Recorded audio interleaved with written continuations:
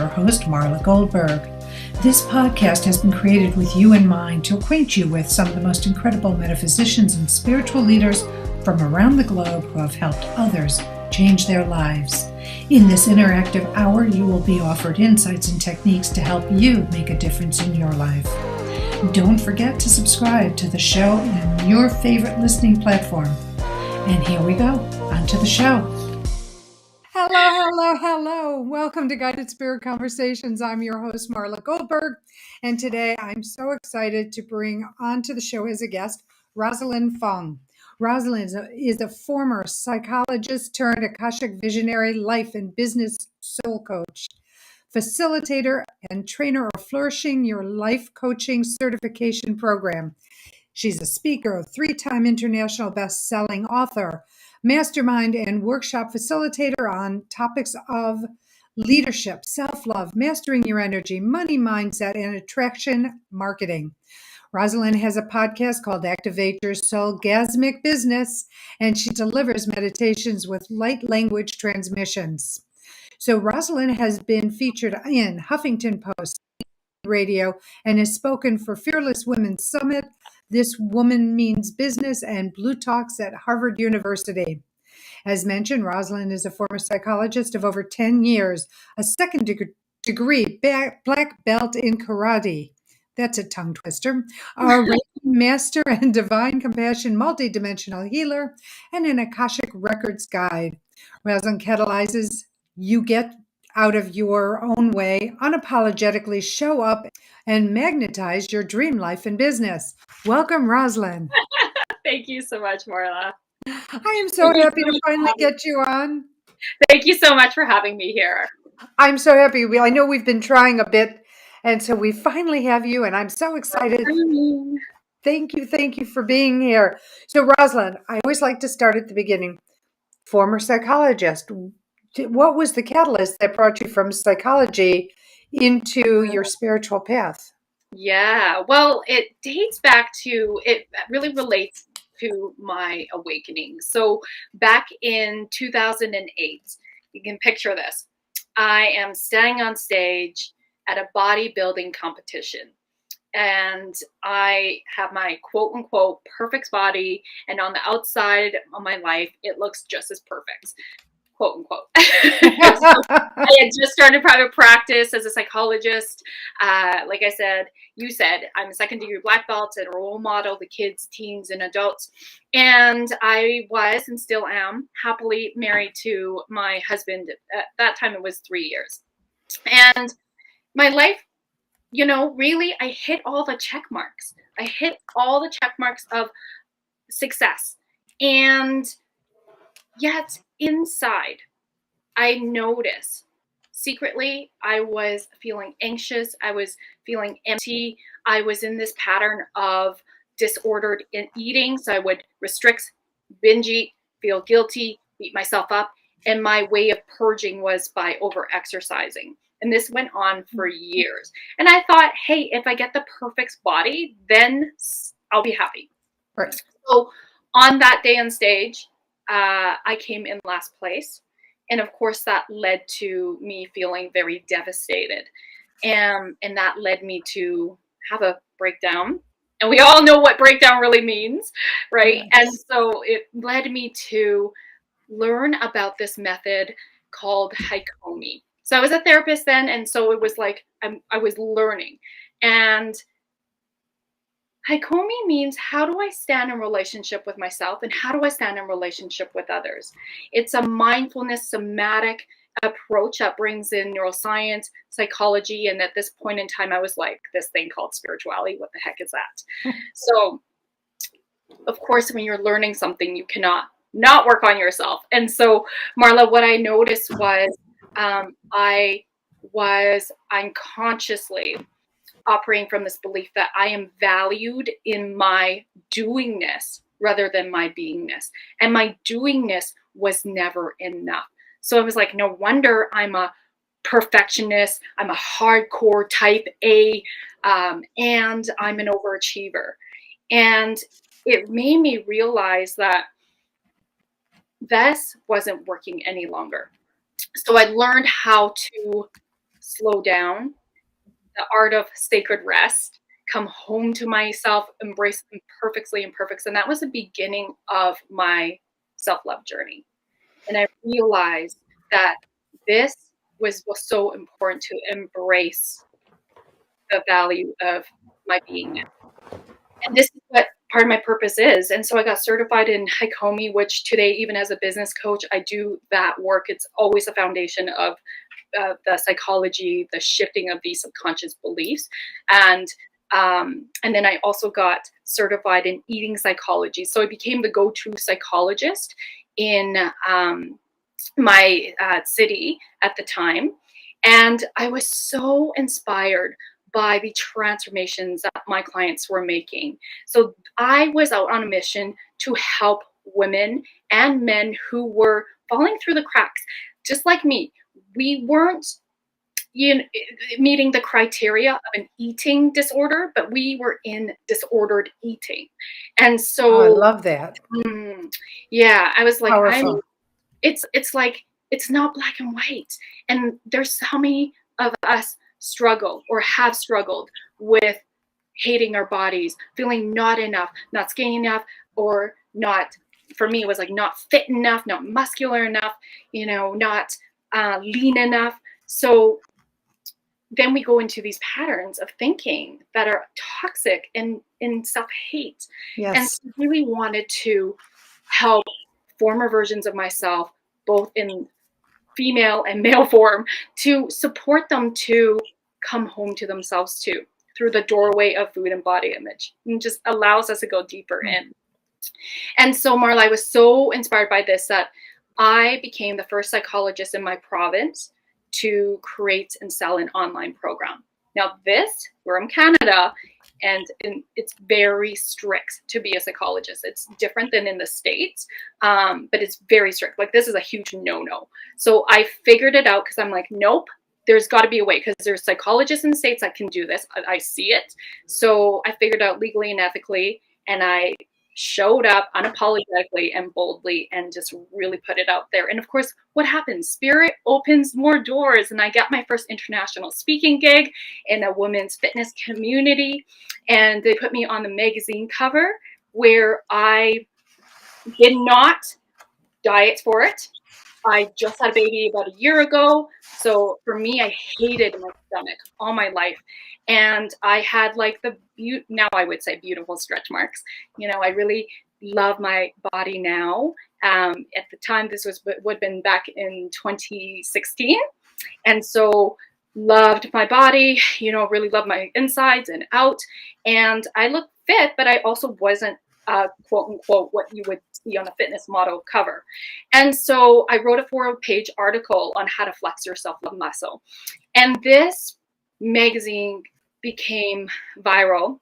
And there were lots of women reaching out to me, wanting to work with me. But because of my license, these women weren't in the same province. We were mostly in the States. I couldn't. And so it frustrated me. And it really, at that time, I started to dive in deeper in my own self-work. And what happened was I was in a personal development course, and it was a group coaching course. And I wanted to work on my money mindset.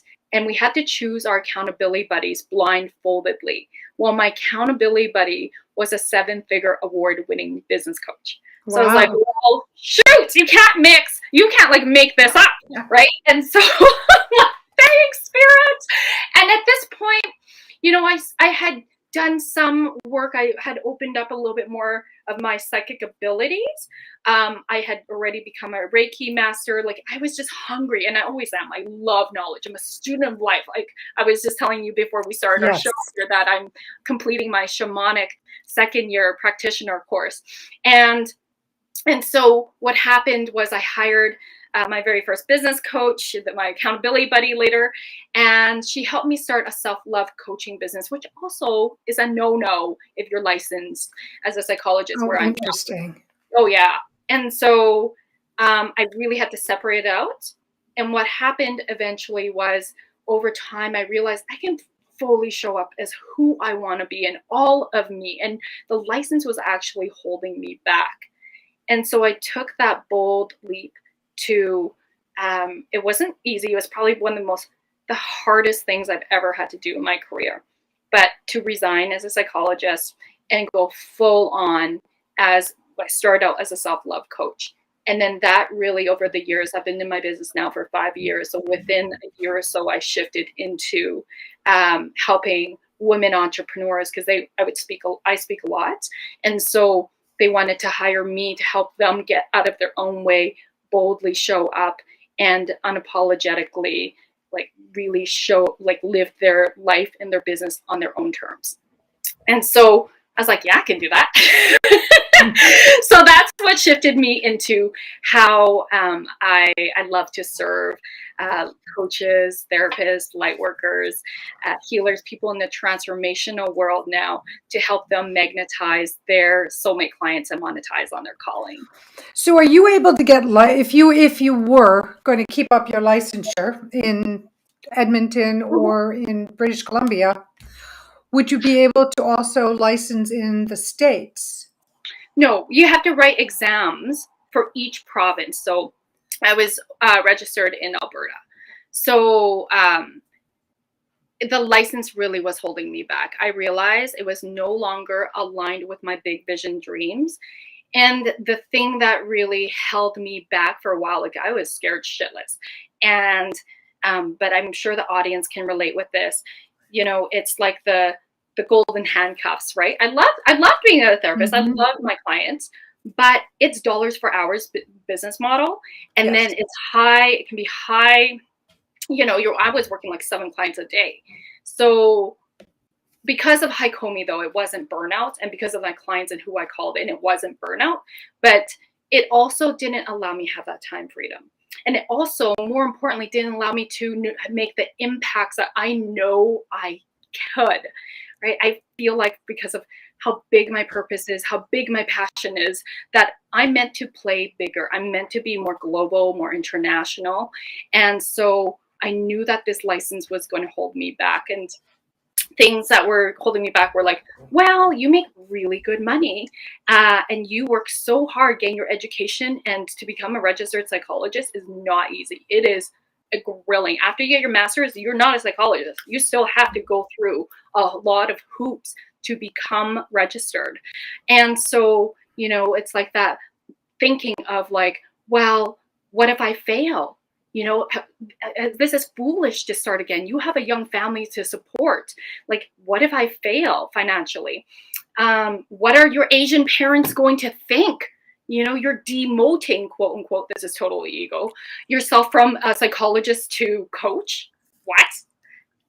And so status, right? Because I was valued in my doingness. The status was what part of the doingness, the titles and how much money I make and all that stuff. And so I really had to fight through all of this and just really get clear for myself. What is it that I want? What is my purpose, and how can I best be in service to this world in this lifetime, in the way that I'm meant to be, in the way that I was created to be. And I don't even want to cry because I can still feel that. Like, my purpose is so big. And just, I could feel like how the license was holding me back so much. And the beautiful thing is when you take the leap of faith, just everything pours in. And I'm so happy to say that I'm absolutely living the life and the business of my dreams. Like, so much. There's so much abundance. There's so much freedom. There's liberation. And it's just so orgasmic for me to really watch my clients soar and take themselves to that next level. I'm really well known for helping people literally shift, get out of their own way, and boldly show up so that they can go and create from soul and monetize on their calling. Which is pretty amazing. Now, you say you turned Akashic visionary life and business soul coach. Yes. And so during COVID, so those who don't know, Akashic records are accessing the records of our soul. Yes. And so during COVID in 2020, I got certified in in becoming an Akashic reader, and this was amazing. It allowed me to increase my intuition even more. So even as a business coach, I always open up the records for my clients and allow whatever needs to come through. And different parts of me are able to come through in the reading. So sometimes if we're doing more business coaching heavy, then it's like, here's what your guides are sharing for the strategy. So my business coach brains and the guides of my clients are working together to really help them see what's in store for them, what aligns with them. And then it's just such a beautiful co-creation in the sessions. So is it a part of reading the Akashic records and then, taking the information and sort of molding it to the business, or are there actual records for people's businesses? Yeah, like your business is a separate entity. How I usually read people is because who I tend to work with are solopreneurs. And so I just access their own personal records, and then we can always access like what their business looks like as well and what's in store aligned with their soul purpose. And so when I'm reading, I actually close my eyes, like, because I see through my third eye, and I energetically feel what my clients feel. I see things in visions and images, and sometimes in Disney reference cartoons. It's so fun. I'm also very kinesthetic, so I move a lot, and I move like to the left for past lives. I move to the right for future, and the different gifts I have come in as well. So I often refer to myself in third person because I'm channeling. If they want Rosalyn, the somatic healer, to come in, or Rosalyn, the business coach, or Rosalyn, the marital and family therapist, which is what my master's is in, to come in, or Rosalyn, the life coach. And so all these beautiful aspects come in. And then if there's certain things, like if people often ask about their blocks, so they'll show me inner child in this lifetime and or past lives in similar karmic patterns. And the gift I have is I can clear karmic patterns in with light language, which is language that only our soul can understand. It comes from divine, and it's very potent. And then I can also amplify people's soul purpose with light language as well. So it's so rewarding to be able to work with my clients and spirit and all my gifts in our work together, and just see how this creates such beautiful, powerful ripple effects in the world. This takes that statement about it takes a village to a whole new level. Right? Yes. You've got so many, this side of the veil, the other side of the veil, all working together on behalf of your client and you. I mean, it definitely puts that into perspective. It does. And one thing that's really deeply at the roots of everything is I'm here because we all have gifts. I'm just here to help you remember who you are, who you really are, and help you tap into your own superpowers, and then be catalyzed and unlock that, unleash your superpowers into the world. So I'm just a facilitator. I'm just a conduit, and it's such a powerful gift and blessing to be gifted these in this lifetime. I'm so grateful.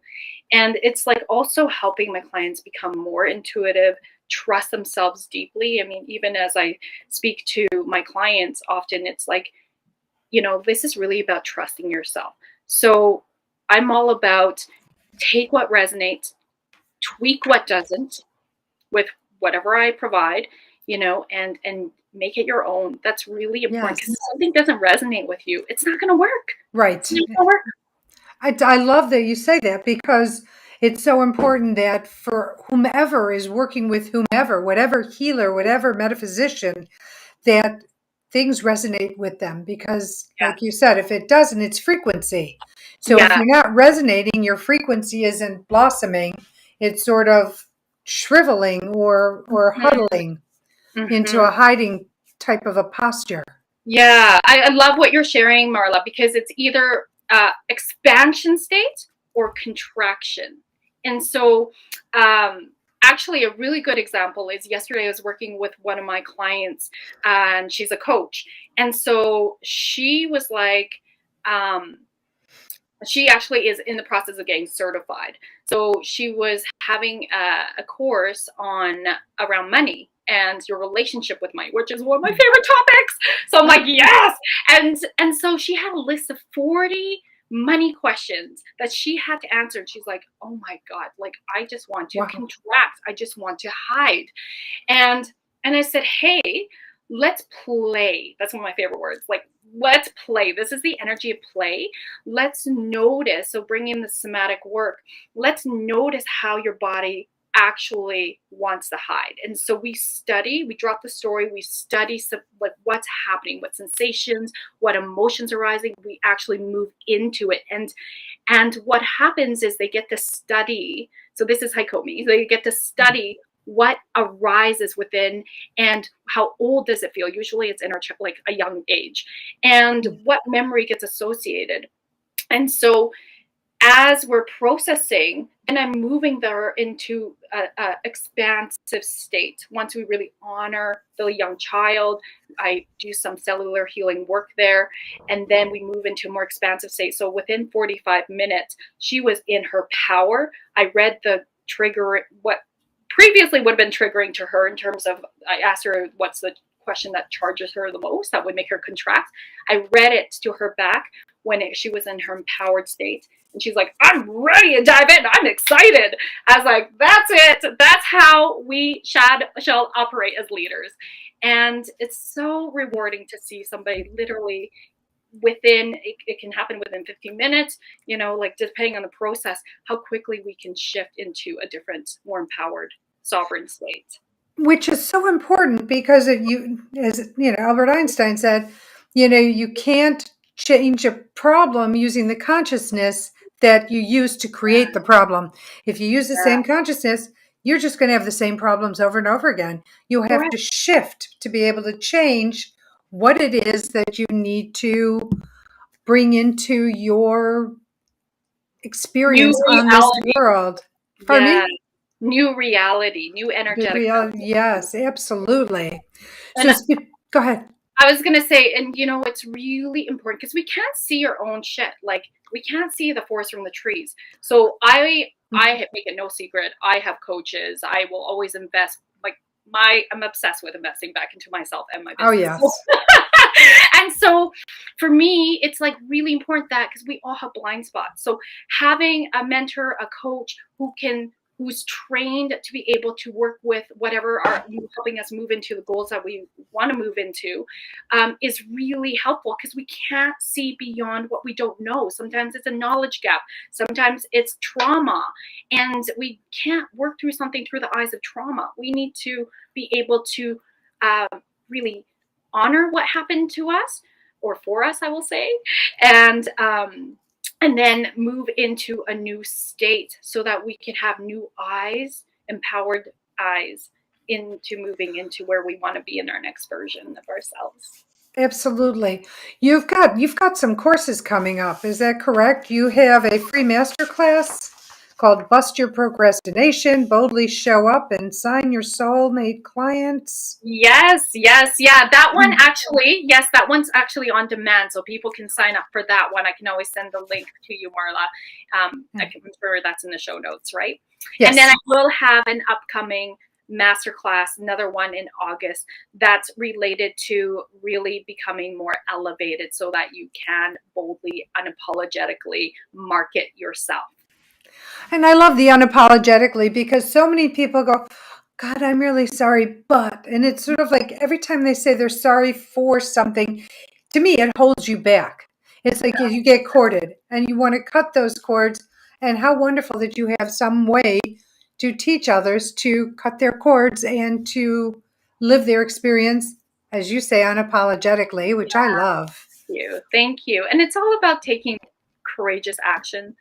Lots of people get confidence and self-worth mixed up. They think that it's the same thing, but it's not. So It's not. if you look at my story in 2008 when I was struggling with body image, but on the outside, I was really confident. Everybody saw me as confident. I was really confident is about your skills, and it's about your belief in yourself to do something well. I was epic as a therapist. I was epic, as a karate instructor and a role model there. And so when you look at that part of my life, though, my self-worth was very low. I didn't have a lot of value in myself, in my beingness. And today I have a lot of self-worth, and my confidence depends on the activity. So am I confident to speak in front of thousands of people? Yes. Am I confident to teach about magnetizing your soulmate clients? Yes. Am I confident to cut my kids' hair? Heck no. Am I confident to learn? Yes. And that's what it is. And if you stay open to learning new things, you build competence in many different areas, which can only strengthen, even if they're incongruent with what your profession might be, it still will strengthen and give you more tools in your toolbox to deal with life as life comes to you. Yes, absolutely. Oftentimes, how you do one part of your life is how you do all parts of your life. And so, if you were to work on your confidence in a specific area, then it allows you to go, wow, like I can move past my fear in this area. I wonder if I was to work in a different area of my life, if I can apply the same kind of confidence. And honestly, confidence just comes from taking courageous action. It has to be action. We will never feel ready. We just have to take the leap of faith. We have to just go do it, allow ourselves to fail forward. And there's really no such thing as failing anyway, unless you don't learn from your mistakes. Exactly.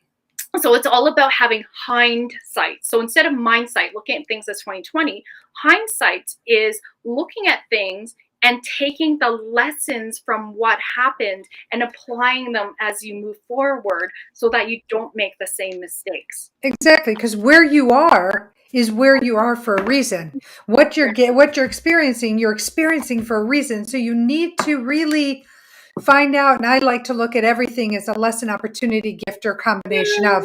So if you look at everything that way that's going on, like where's my lesson, where's the opportunity, where's the gift, and then you'll be able to really sit in it and find it. It will open up to you, almost like a lotus. Yes. Actually, I have a lotus tattoo as you say that. Oh, I love that. That's beautiful. I love the colors. Thank you, love. Let's talk about light language. I think light language is fascinating. How did you come about knowing you have the ability to speak the language? And do you know whose light language you're speaking? Yeah. Okay, beautiful. Well, I feel like it's another episode, so let me try to condense it. Okay. I speak a lot about it on my own TV show, podcast, Activate Your Soulgasmic Business. So I'll try to condense it because I share my story on my podcast. So sorry, let me just close the door here. I'm staying at my parents' house, just for the audience to know, and they still have those like dial-up home phones. Those. Anyways, coming back to here, so light language, once again, is language that only your soul can understand. And Marla, I'm so happy to share the light language. Maybe we can do that at some point in our show here. But what it does is, it, depending on who's receiving it, it can clear anything that doesn't serve or support. It can heal. It also activates and amplifies things for the highest good and truth, depending on where you're at in your process. And so for me, light language was something that I was exposed to probably about 5 years ago, maybe 6, where I had a colleague who spoke it. And when you hear it, oftentimes it feels like home. It feels like you're remembering your soul. It's familiar. It's very familiar. And so I remember deep down, I was like, that is so beautiful. I feel like one day I may be able to do that. Fast forward, 2019. I was actually I just actually had another spiritual awakening. And I awakened to my relationship with God. I've always believed in God at this point, but I was always afraid to come across as imposing religion on other people. Mm-hmm. I'm not religious myself. I did grow up in Catholic churches, schools. My parents are atheists, so we didn't practice. So I always believed in God, but I've always also was but I knew some people who were semi-imposing religion. So I never wanted to come across as that. And so I had this inner poke of like fear. If I say God, people are going to think I'm imposing that on religion on them. And so I would always say, //universe / great spirit, whatever. Right.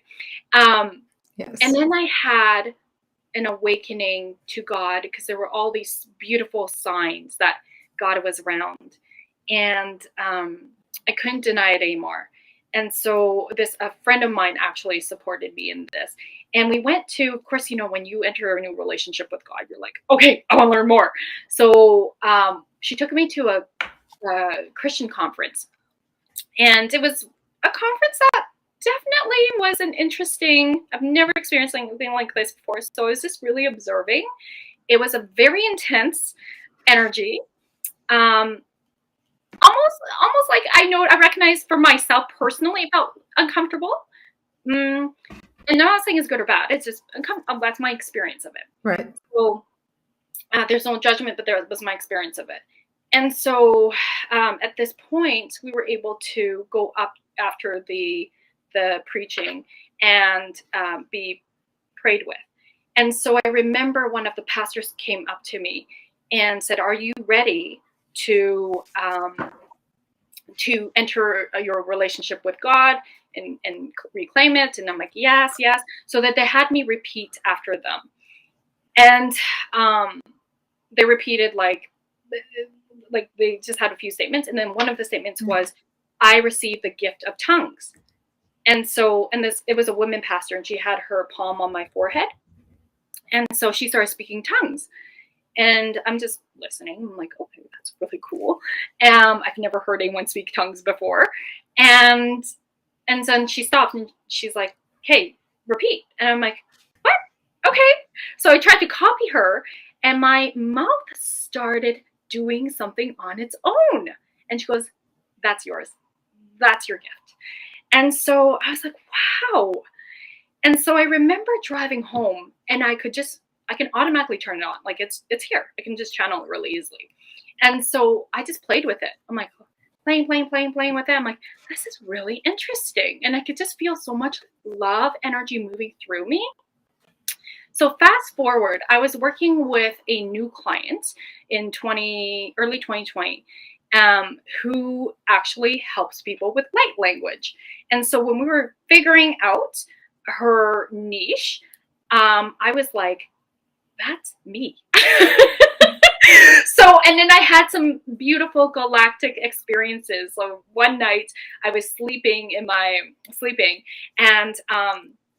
was woken by a movement, and I was like, what was that? And I sat up, and my husband was actually sleeping in the basement. Not because we were fighting or anything, but because he just doesn't feel super comfortable with a bed. So he just moved down. So I'm like, thought it was my husband. And I'm like, Dan? I'm like, okay, what the heck? I really feel a strong presence. And then next thing I know, I see this pink octopus, like almost like a holographic, just floating in front of me. And this calming effects over me, like my high self was present and online. And it's like, oh, that's an alien. And then my ego kicks in and is like, holy shit, that's an alien. And I'm like, put the bed over me. And I'm like, okay, go away. Like, what's happening? Anyways, I talked to my client and I was like, okay, this is what happened. And she's super galactic. So she's just like, oh my God, that's such a delight. And I was like, all right, I can't wait. I need to hire you right now. So she helped me develop what I would more comfortably relate to is light language than tongues, because tongues is more associated with religion, where for me, I'm very spiritual, and I know I've learned that my light language, even though I got activated with it in Christian conference, is more galactic. I'm very connected with the Palladians. Okay. Um, and so it's been beautiful to be able to incorporate light language in my work with my clients. I just see the impact it has in terms of helping them just clear whatever they need to clear and heal, and then activate their next level version of themselves. And I, even on my podcast, at the end of the last 5-10 minutes, I always do a light language meditation. So um, it's just so beautiful to have people even reach out and say, wow, on Instagram, I'm Bold Sexy Warrior. I also do light language reels. And I get, those are the ones that are the most popular for me, are the light language reels. People are just always following me, DMing me and saying like, thank you. Like that feels like home. And it's so cool to see how this multi-dimensional energy allows people to feel connected with me. I'm sitting here listening going, that is such a cool story. That is so cool. And I'm like, it is a cool story. And I'm sure to some people who are listening, they're probably like, that is crazy. It is crazy. If you think about it, it's a little crazy, but that's what life should be about, right? Well, the first time I saw light language, I went to a light language event, and as the woman's talking, I was just like, the words were coming out of my mouth. I mean, I haven't done it since, and she's like, oh my God, you're from, and I was like, yes. yeah, okay. I was like, because it was just, in some respects, it sort of sounds a little gibberishy. Yeah, absolutely. Mm-hmm. But and when you first start, it feels really gibberishy, and then it gets like you literally can hear and feel the shift as it gets richer and richer and deeper with more practice. Which is just so incredibly cool. And how great that you use it with your clients to help them with their processes, whether to release or to expand, whatever it might be. It's a beautiful, beautiful way of doing it. Thank you, love. How do you have your clients start to get out of their own way so that they can confidently show up for themselves? Beautiful. So this is usually where I bring in my psychological background, and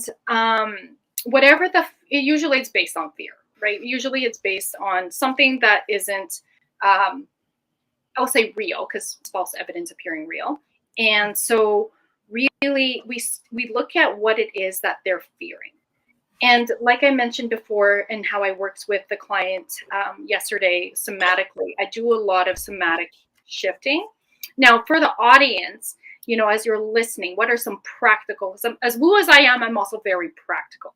So let me just feel into, so I'm just going to do a very generic, but also very root, I'll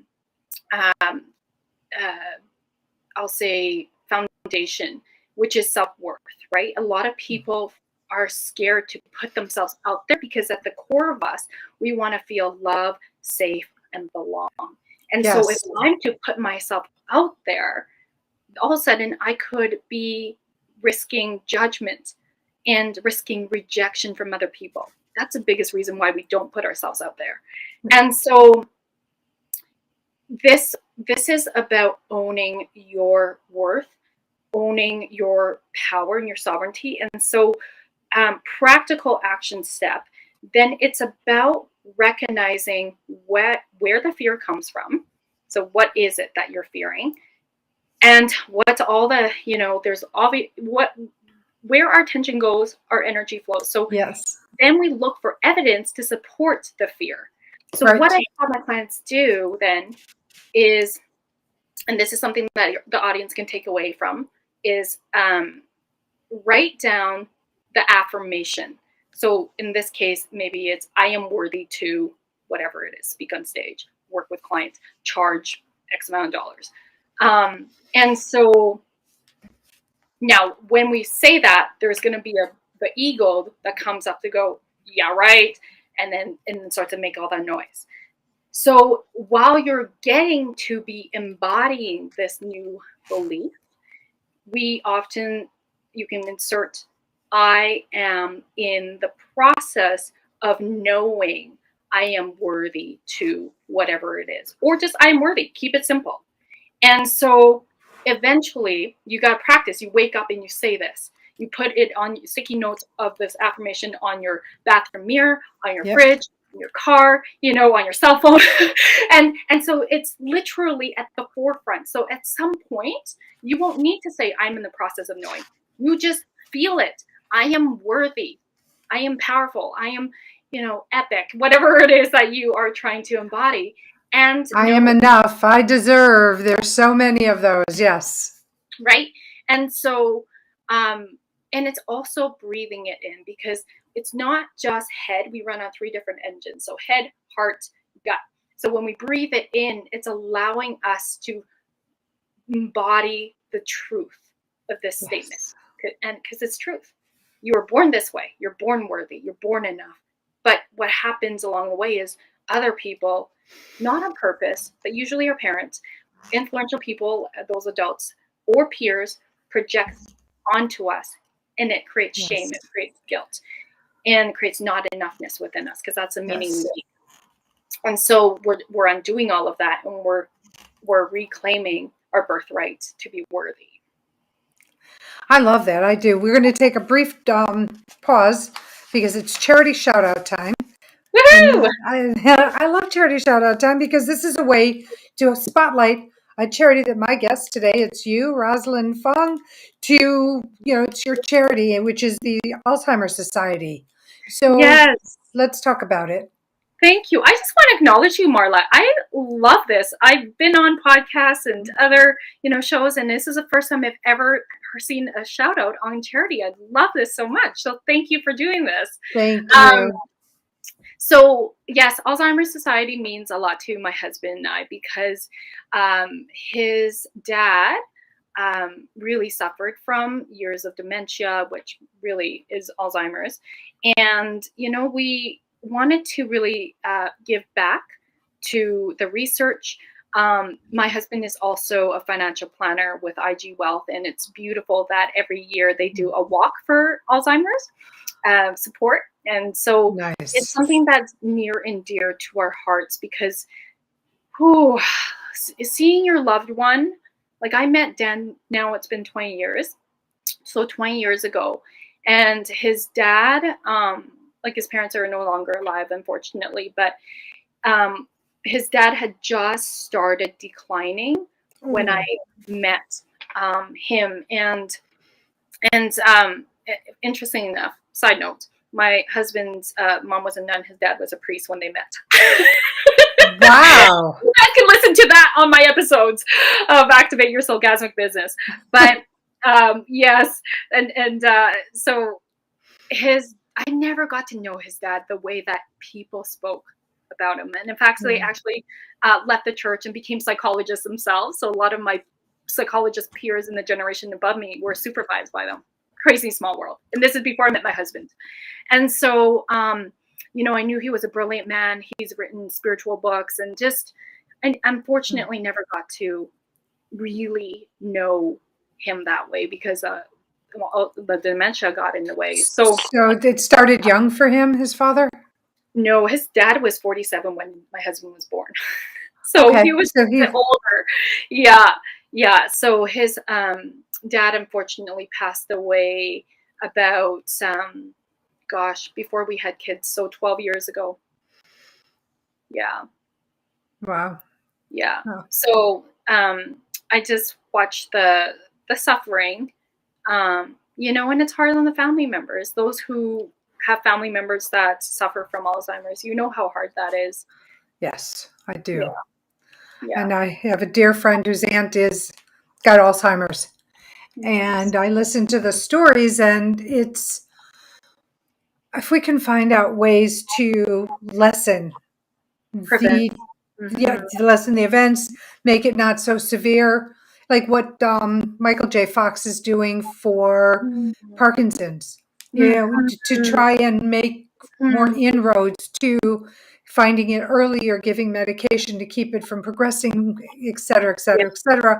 And this Yeah. is what these organizations do in the Alzheimer's Society, because what Alzheimer's does to a family is really break them apart, Yeah. because they're watching the decline of a loved one, and nobody wants to see that, and they Hmm. revert back to practically being an infant because they forget.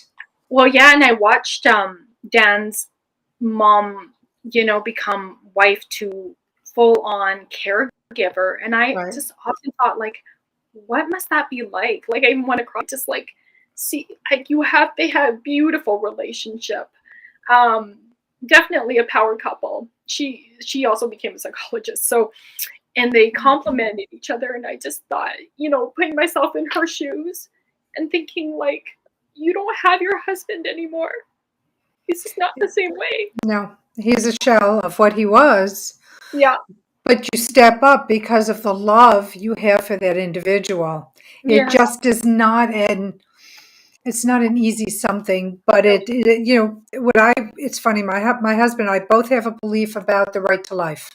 Mm. So if we Yes. knew that we had some catastrophic something, we Yes. would not necessarily want to burden the other with the Yes. caretaking. And someone shared with me, and it's something to think about, but it's like, why would you want to take away the lessons that that person wants to learn, that they need to learn, or something that they need to, the karma that they might need to clear up with this person by doing it? But I think either way you choose, You do. there's beauty in either way, because if you do the right to life, you take away the suffering that the person has to watch you disintegrate, or the Yeah. suffering that you have to do. Hmm. And I do believe that in any action you take, whatever's in your heart, the right way of handling it, is the way you need to go. It's not Yeah. for me to project on anybody No, what's right or what's wrong. Everybody has their own rite of passage, but it's very challenging. So I thank think you for sharing that. Alzheimer's. I'm sorry. Thank you for sharing that. Oh, my pleasure. But that's why I go back to the Alzheimer's Society, because, like Parkinson's, like some of these other diseases, it's really a gift to be able to give, to let them find a way to maybe not make it as difficult for the family members who have to witness, or the people Yes. who have the Alzheimer's that are bringing the family members along with them. Yes, Because absolutely. And it's you want to interesting you remember them mentioned and fear Parkinson's. blossom. I'm sorry? It's interesting you mentioned Parkinson's because that's what Dan's mom passed away with as well. So, Wow. yeah. You're psychic, Marla. Gee, am I? You're very present here right now. But anyway, so I want to just read, and it's going to be in the blog, Thank you. alzheimer.ca/bc/en. Thank you. So please see how you can help with the Alzheimer's Society in Canada, which is where this organization, this part of it is, or wherever you live in, because Alzheimer is not um, subject to just a few. It's an equal opportunity illness, as is Parkinson's or any of these other diseases. So help your local chapter, or help the chapter that Rosalyn supports. So thank you for Thank you that. so much. Okay, we're getting close to the end of the show. Rosalyn, what have I not addressed that you would like to share with the audience? I would love to have the audience experience a light language meditation Okay. as a closing. I just feel called to, I mean, something I regularly do in my show. And so if that's okay with you, Marla, I'd love to hear Absolutely. that. This Beautiful. is for you. Okay, so how much time do I have then? Let's say 5 to 6 Perfect. minutes. Okay, Okay. beautiful. So, my loves, I'm just going to invite you to find a space where you can get comfortable. You can lie down or sit up to you, whatever is most comfortable for you. And if you're driving, of course, just come back on the replay. Or pull over. Yes. And so I'm going to invite you to just take a breath in And then just open mouth, release that breath. I'm just releasing anything that doesn't serve or support. Just feeling that energy just dropping more and more of who you think you are. Dropping any responsibility right now, the have tos, the shoulds. Now imagine you're a tree, your feet are the roots, and Mother Earth, her warm, loving, unconditional energy is coming into the soles of your feet and moving up into your ankles, your calves and your shins, your knees in the front and back, your thighs and hamstrings, hips, and moving right into your root chakra, right through the perineum into the base of your spine. And just breathing and then moving this breath into your sacral, your belly, your womb space, and into your solar plex, your heart, really making sure your breath is expanding your rib cage and the heart in the front and back, your throat, your third eye, crown, and letting that breath just zip up to the cosmos. And suspending your breath here for a moment, conjuring in your power, setting intention for yourself in this moment, for something to clear or heal or activate.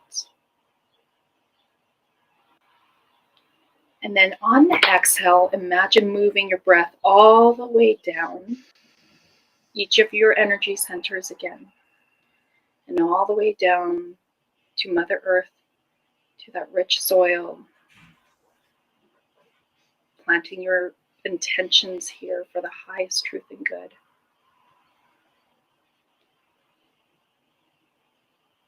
So just breathing in again, and then drop in some light codes to activate these intentions.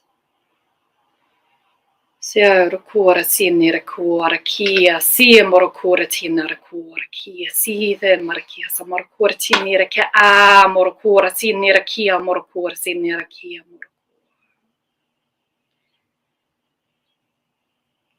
Really feel into your breath, feel into the sensations. Morakia, sirokura tinira, kura, kia, surokura tinira, kia, sa morokura tinira, kia, morokura tia. Breathing in. Balancing each of your energy centers. Morakia, sorokurati, neraku, rakia, samorokuratia, activating, amplifying your intention for the highest truth and good. Morakia, sorokurati, morokurati, nerakia. Breathing in again. And then once again, grounding as you exhale, your breath like roots, planting these beautiful intentions even deeper into the soil. Feeling the energy. And so it is. Marakia, sorokura, tinerakia, morosulakia, narku. Just regulating your breath. And feel into the sensations. There's no right or wrong. So you may feel tingling, light energy flowing. You may notice some tears or emotions arising, a sense of familiar or home.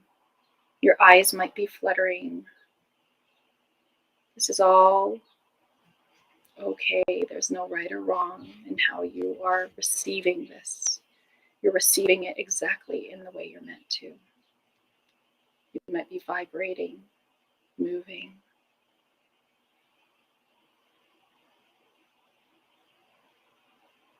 Just one more breath in.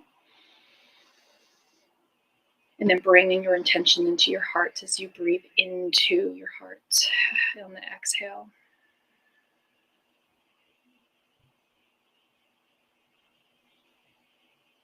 Beautiful. So just notice how you can keep a piece of this experience with you, whether it's an image or word to remind you of your intention.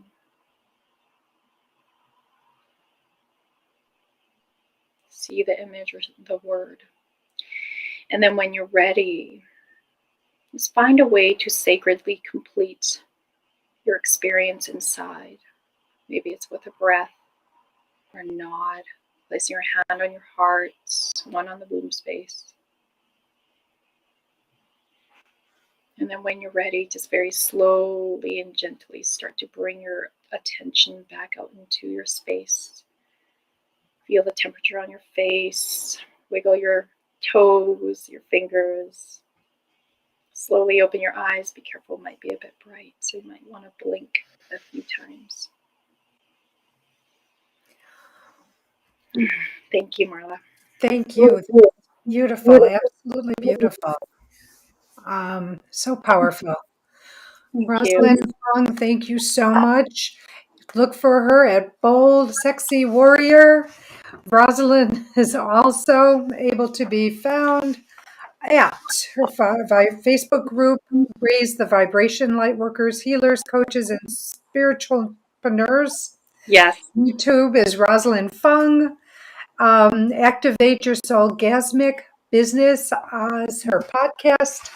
And look for her at Instagram, Twitter, and all the usual social media platforms. Thank you so much, Rosalyn. Thank you, love. So Thank grateful you so much for having me. And I'm looking forward to, I usually play more on Facebook and Instagram. So you guys can find me there, or my website, and everything's there, rosalynfung.com. Perfect. And we're going to find that in the blog that is attached to this show. Also, I want to thank Bridget for all you do. Your right hand, you're my right, my left hand. Thank you so much. I want to thank you, the listening audience, for taking time out of your life, out of your day, to be a part of this show. So grateful for all that you send to me vibrationally and email wise. So I'm so grateful for you. I want to check out my website at MarlaGoldberrg. Goldberg has 2Rs.com. See how I can work with you. And as I leave you, as I always do, sending you love, blessings, and gratitude. Know how grateful I am that you're in my life in whatever capacity you're in it, because not only am I your teacher, I am your student. And not only are you my student, you are my teacher. So thank you for being you. And if you haven't heard these words today, as always, I'm going to leave you by saying, I love you. You are loved. You are never alone.